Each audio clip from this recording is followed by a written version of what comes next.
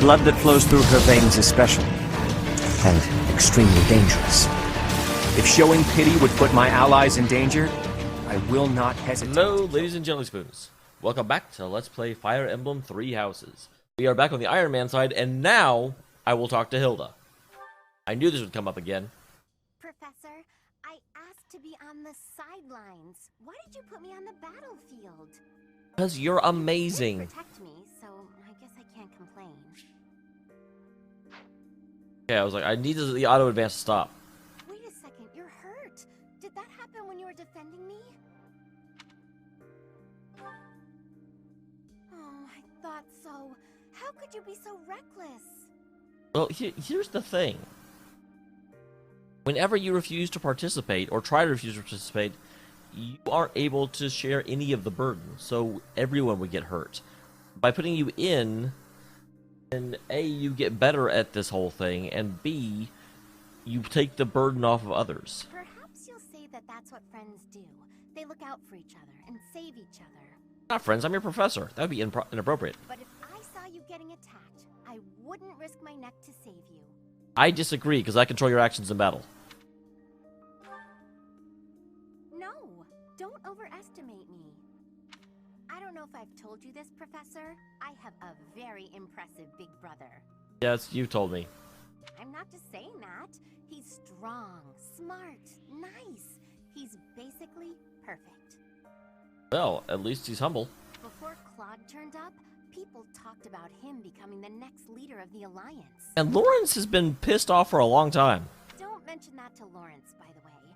He never shuts up about that. I was going to say. Anyway, my parents have high expectations for my brother, and he almost always meets them.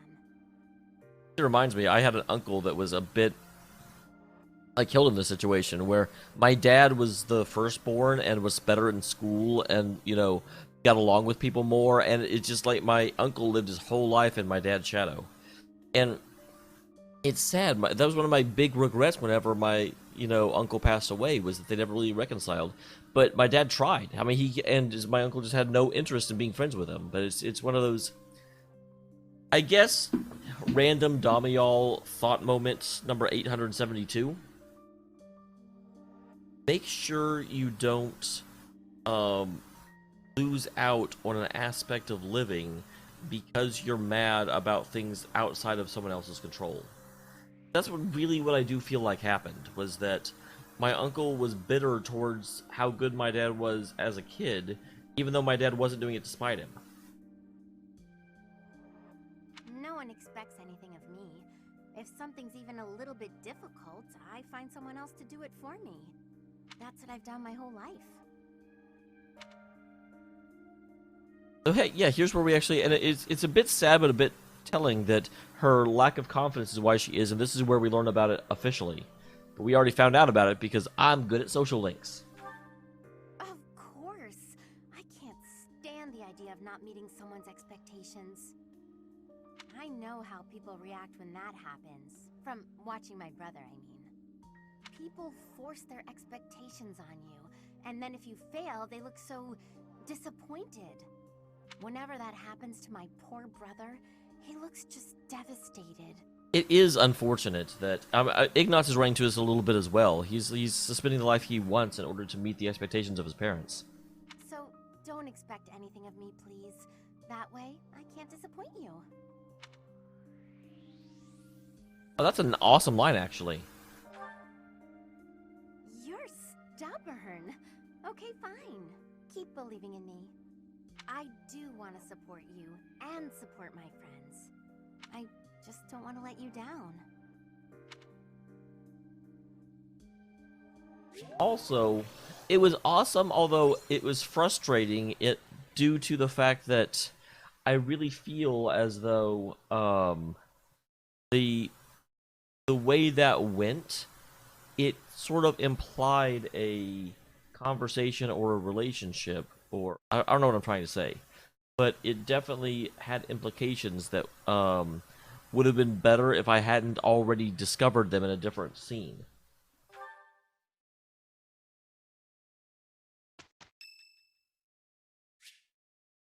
And Ignatz. How incredible. What a striking color. Ah, Professor. Ignorance in his Look at hammer this stone. pants. Such a brilliant blue. You don't normally find stones like this around here. I ought to grind it down. I wonder if it would still be the same color. Well, obviously to make paints out of it. To make pigment for my art. Good supplies don't come cheap. I prefer to make my own. Blue is especially expensive. How fortunate that I chanced upon this remarkable blueness. That is an interesting thing that I hadn't considered, is just how expensive art used to be. Obviously, nowadays, paint is very, very cheap. Oh, I'm sorry. There I go again, blathering on and on about painting. I literally asked. Oh, yes. But I know that I can get rather caught up in it and, enthusiastic. It's not a crime for you to enjoy things. You know, Professor, no matter how impassioned I become about my art, you never hold it against me. Would I? One could argue that I'm better off preparing for our next battle. I am becoming a knight.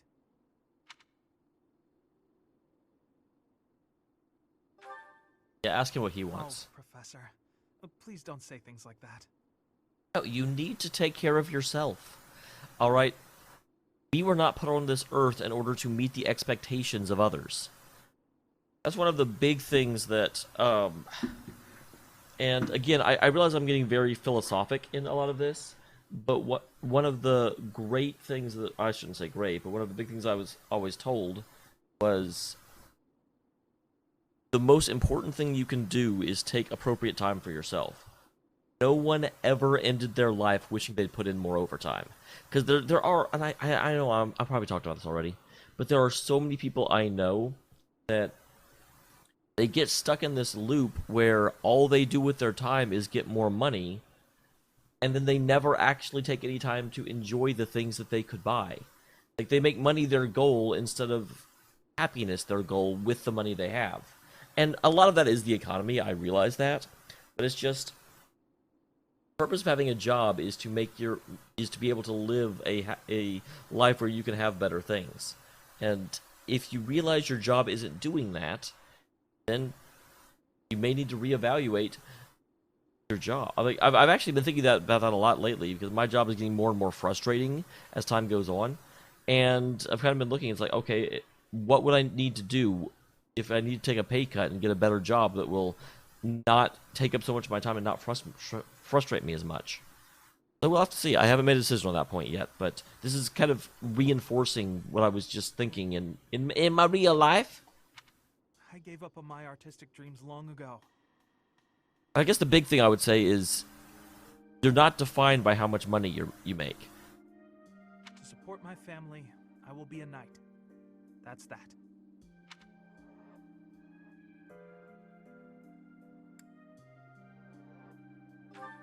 Yeah, be more forceful with him. I won't. I'm doing the right thing. I'll continue with my art as a hobby. I don't think I could ever give it up.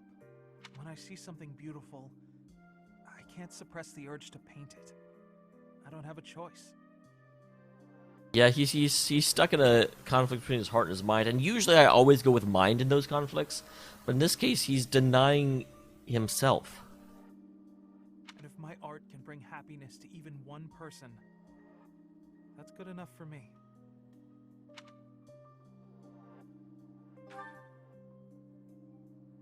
Professor, I have a favor to ask. Of course you do. Ask away. I'm painting a portrait right now. When it's finished, I'd like to give the piece to you. Would you take it? Absolutely, assuming that it's not indecent. Like, if you paint a portrait, if you're painting that, like, pseudo-gay Raphael portrait with the bulging muscles and, you know, no shirt on, I don't know that I want it. Perhaps it can bring you a little happiness. That will have made the effort well worth it. Oh, excellent! Is that a promise? Because I'm really going to put my heart in it. That is, I'm going to enjoy partaking in this casual hobby of mine.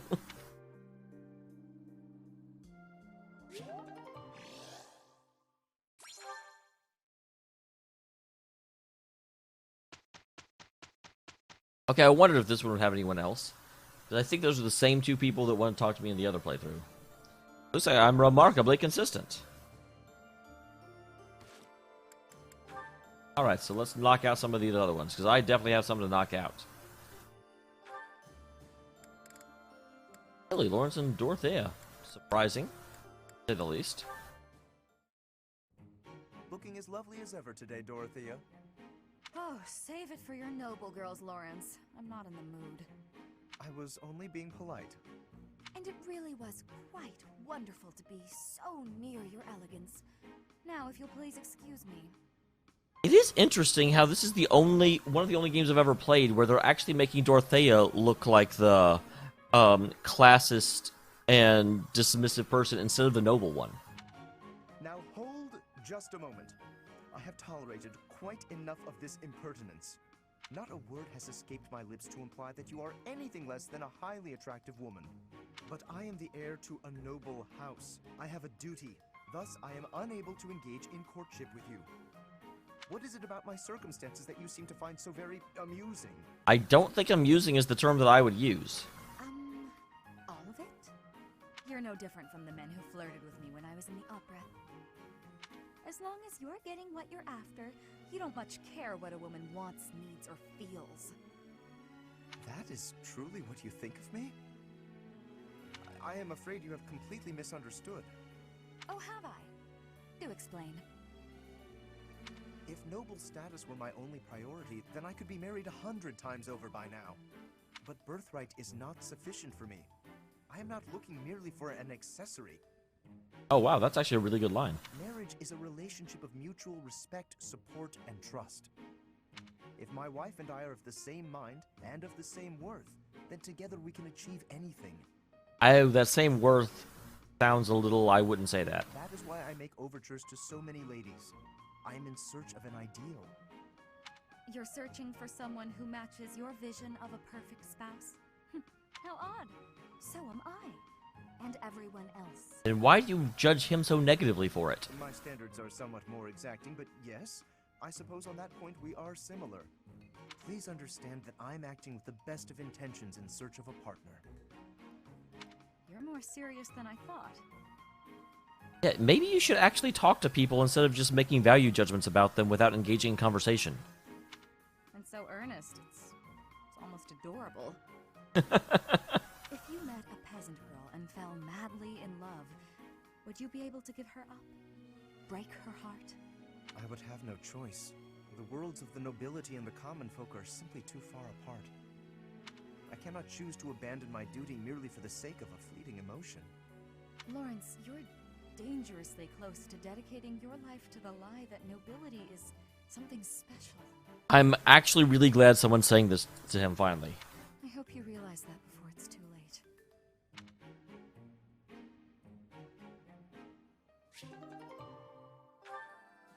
I'm not 100% sure I agree with that. I do think nobility is indeed something, like there is certainly something to be said for the fact that there's a whole degree of skills that are taught to nobility that aren't taught to anyone else. But it's not it's not something that can't be overcome if necessary. But to say that it's not special at all, I mean, no, it's just like, if you're looking for a partnership, to draw up a law firm, and you're looking for the ideal partner, you're just like, well, would you consider a non-lawyer? It's like, well, not really. I mean, they kind of have to have the skills of being a lawyer in order to be effective in my law firm.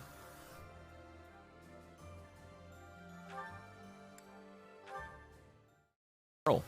Hi, Cyril. Starting to clean, huh? Hilda? Personally, I'm all worn out from carrying water and fodder for the horses. I'm going to rest here a sec. Whoa, tired? Water? Horses? Are you saying you did work all by yourself? What else was I supposed to do? You weren't here to help. Okay, I get it. You did the work because you couldn't find nobody else to do it for you. I was waiting for you. Because look. And I don't know what that is. I mean, okay, I knew it was a letter, but... I told you I'm always getting letters from my brother. I wrote about you in a couple of mine. You're talking about me behind my back? Honestly, you're so... We didn't say anything bad.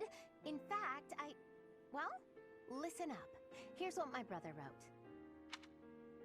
Be he Almiran or no, any young man with compassion and good conduct is worthy of respect. It's interesting that Hilda and her brother speak on such formal terms. Character is what really matters, not the place of one's birth. Huh, that's pretty nice. Especially since it was from a noble who battles Almirans. That is the great tragedy of war, is that very often you know the people you're killing are good people, and that you'd have no quarrel with them outside of the conflict that you've both been thrust into. Right? He's a funny one, but for the first time, I really respect him. So thoughtful and tolerant. That letter makes me happy. A lot of people look down on me just 'cause I'm Almiran. So, you know, it's nice to hear somebody accept me as just another person. I'm surprised that there's that much of it, especially in the interior lands. Like, on the border cities, I can definitely see it, where the Almirans actually attack with regular basis. But, like, here in the middle of the country, I wouldn't figure. But I guess that's a little bit, you know, everyone is aware. It's just like, and this gets a little political, I apologize, but there's a lot of people, even, you know, way north of the Mexican border, that still have in their heads have in their heads that, oh, Mexicans are just drug runners and, you know, the cartels and blah blah blah blah blah. And actually, if anything, the people that live close to the border are the ones who don't think like that. So as I talk, I realize that I'm talking out my ass, and it doesn't actually make sense. You're going to run into more bigotry with people who don't have to deal with the, you know, people that are bigoting against on a regular basis. It's just like there's an old adage that says all of the people who don't want Muslims in the country come from areas where Muslims aren't anyway. Because if you actually live in an area where there's a lot of Muslims, I don't know how to say that. I don't know how to pronounce that. I'm sorry. I've heard both. Then you realize that, yeah, they're just normal people. But if you're isolated from them, you can very easily get caught up in the, oh, they and just like treat all of the religion based on the extremists you've heard about. I know I'm going kind of everywhere with this, but things keep like triggering in my head. One of the big tells of, I don't know what I'm trying to say. One of the big tells of getting to know a group is the more you research it or the more thoroughly you understand it, the less bigoted you become. It's super easy if you just have a passing familiarity with a group to dismiss it based on what little you've heard, because you're always going to hear the most extreme things. You know, a great example of that is like all the people that just hate feminists. Well, almost all of them don't actually hate feminists. They hate the crazy, insane feminists that, frankly, hate men and want to drag men down. They're the extremist feminists that just go way too far. But that's the thing, if you don't actually invest any time or effort into understanding the movement, those are the ones you hear about because they're the most extreme. So you're going to end up basing your opinion on the group off of the most extreme members. The most extreme members are almost always wrong. Hey, what's that supposed to mean? I've accepted you from the start. I mean, you're so helpful. You do everything I ask. That's not acceptance. That's relying on somebody else to do your work. What you ought to do is be a grown-up who your brother doesn't need to worry about so much. That's fair. I'm plenty grown up. I just brought food and water for the horses, all on my own. Being proud of doing what you're supposed to be doing just means you're lazy the rest of the time. Wow, Cyril is not pulling any punches on this one. Though, I gotta admit, being relied on is kinda nice. In that case, from now on, I'll rely on you even more. Let's see. Hilda! First, Well, time to get back to work. hey, hold up!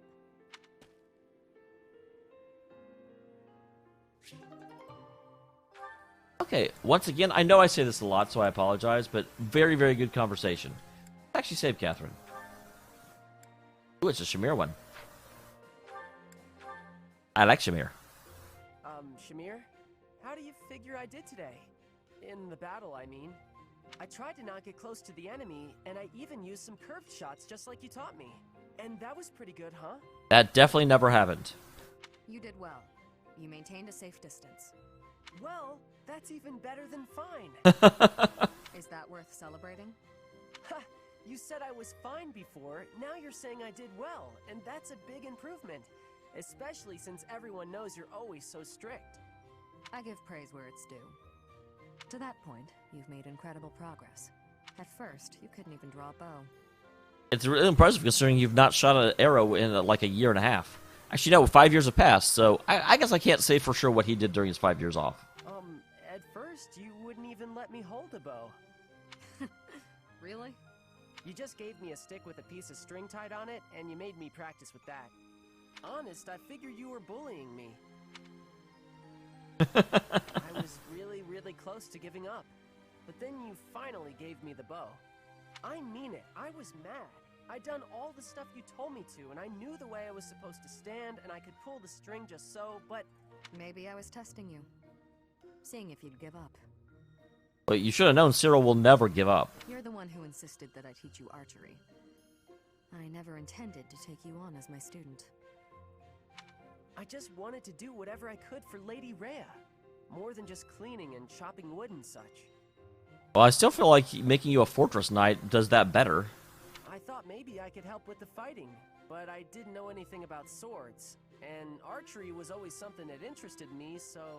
I do feel legitimately a little bit bad that basically I didn't realize all this about Cyril, but yeah, I just sort of forced him down the fortress knight path. You really helped me out with my dreams, even though you didn't get anything out of it. And that's really nice of you. I gain nothing personally, but the whole army benefits if you're skilled. And those of us from outside of Fodlan should support one another, right? But it's always been you helping me. I'm gonna keep working real hard with that bow so I can help you back. You're already having a lot of battles.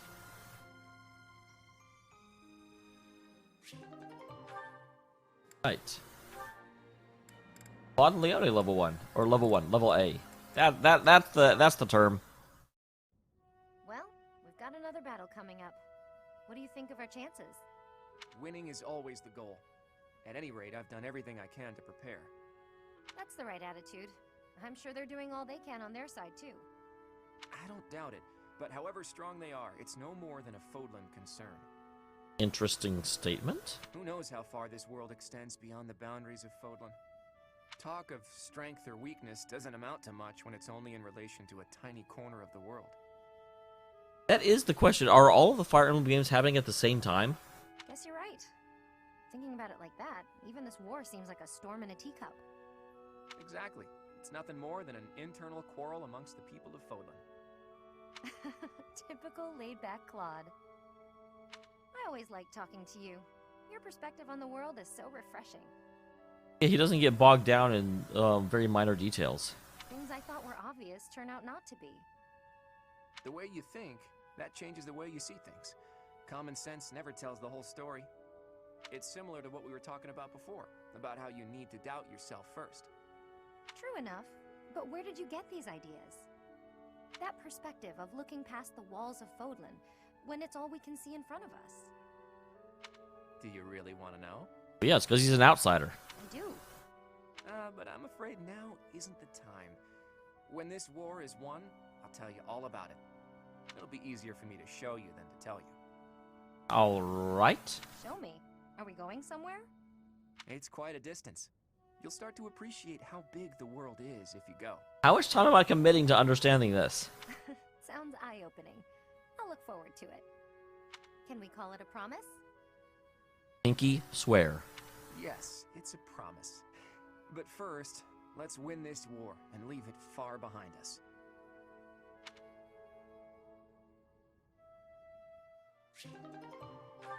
All right. Oh, Leone does have another one. I am wondering who Catherine has. Leone. Sure, why not? Let's.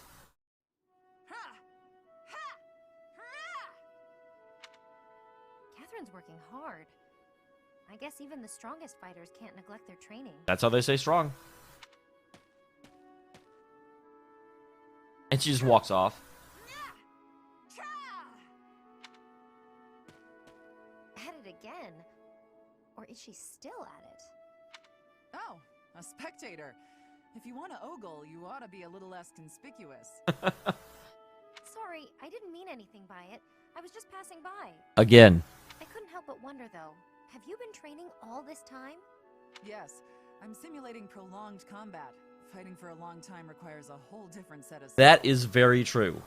If you can't handle it in training, you'll certainly be doomed against the real thing. I definitely, I have very, very, very little combat experience. But I do remember whenever I graduated high school, we had a graduation party, and one of the things they had was one of those, like, inflatable boxing rings, and you ended up fighting not with boxing gloves, because they didn't want us actually hurting each other, because you still, like, boxing gloves still pack a punch.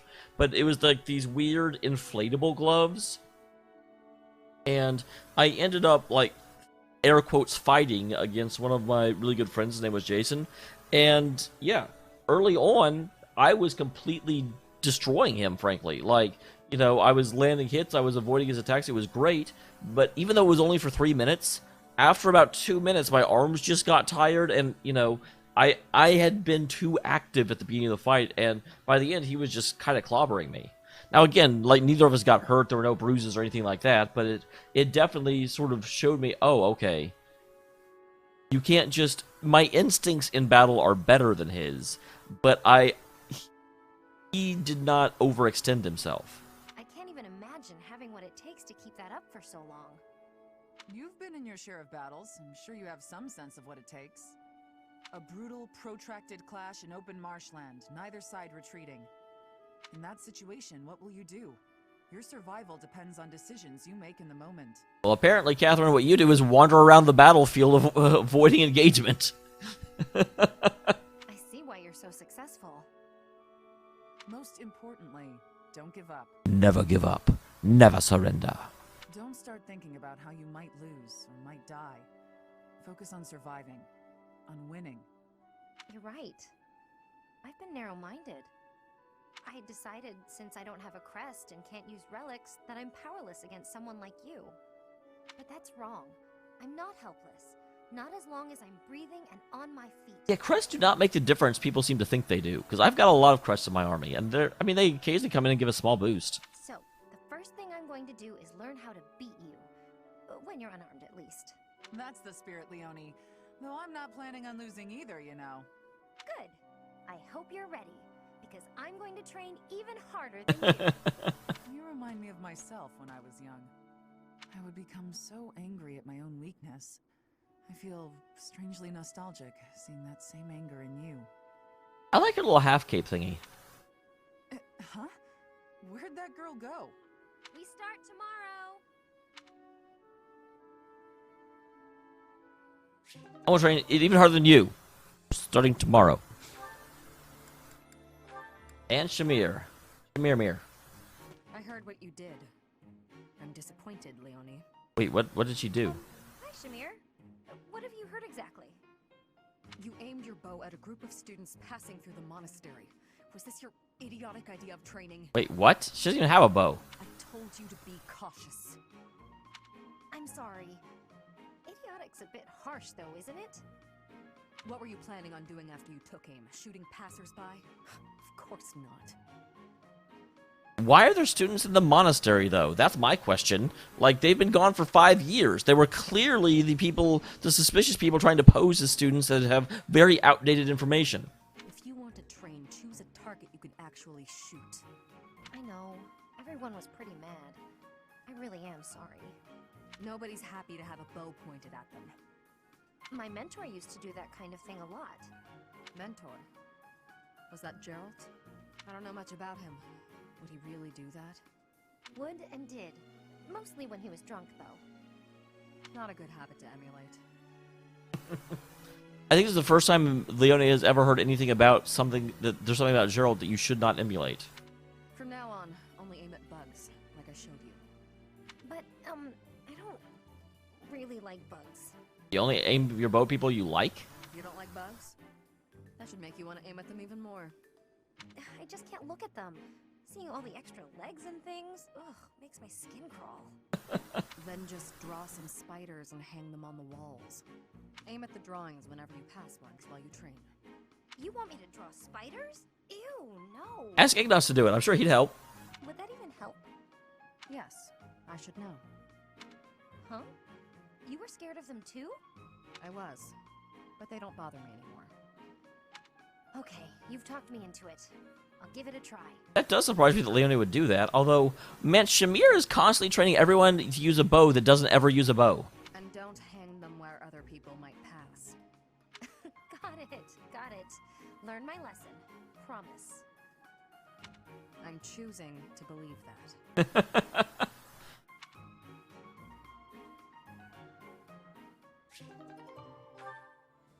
Alright, it looks like Felix and Flane are the last two. Little level C.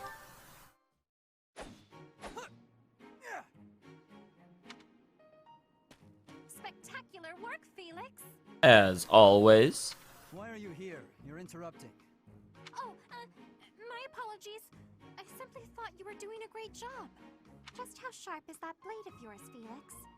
Do you imagine you might be able to cut something cleanly with it? Wow, that's a very morbid question. Probably. Wonderful. I have a special request for you then. No, I'm not murdering people for you, Flane. You want me to cut this firewood? I do. I shall toss them one by one to you, and you shall make a sweeping blow to slice them. You do realize that swords are not axes, correct? Sounds like a chore. I saw a knight do it once, so surely you can as well. Or perhaps you are worried that you are not capable. That seems really obvious. What? I am more than capable. But Felix falls for it. Right. Show me what you are made of. Here it comes. Doing them one by one is tedious. Just throw them all at once. All of them, if you insist.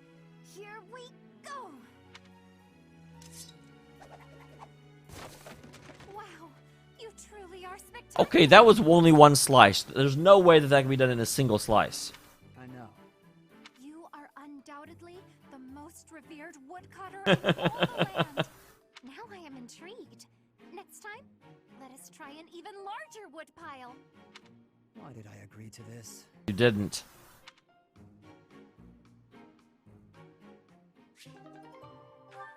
Alright. And with that, we'll go ahead and end the episode. Thank you very much for tuning in. Next time, we explore the monastery by pressing this button right here. Boom!